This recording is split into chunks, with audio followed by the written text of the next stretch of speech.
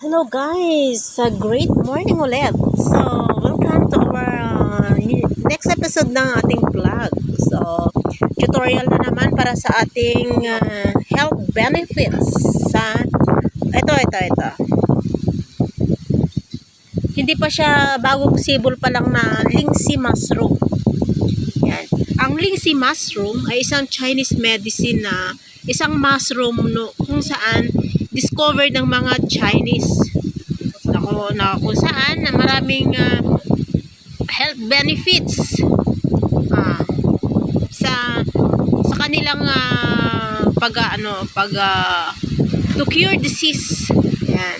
So ang ang mushroom na to ay para ma-identify mo kung hindi pa ganito itsura, eto ganito.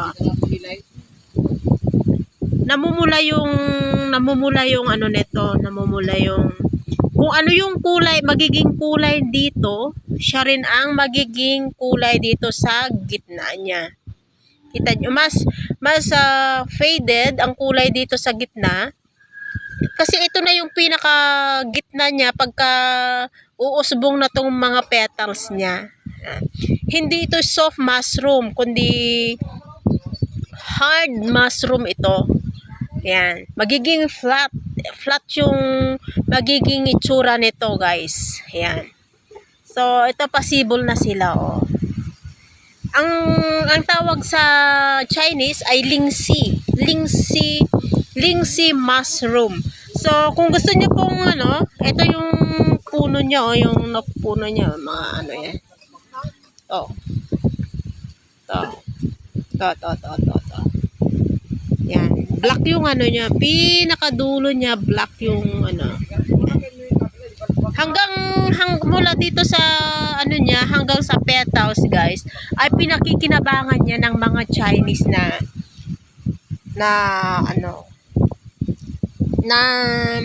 mga physician, mga medicinal physician na Chinese. Ayan.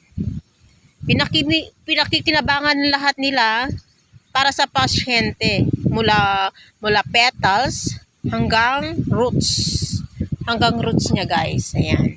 Kung makakakita kayo ng mga mushroom na ganito yung itsura, kunin nyo, guys, i-preserve nyo. I-search nyo sa internet kung paano to ginagamit ng mga Chinese at kung ano yung mga diseases na kaya niyang tulungan, guys. So, ayan, Lingxi mushroom again, Lingxi mushroom. Ayan.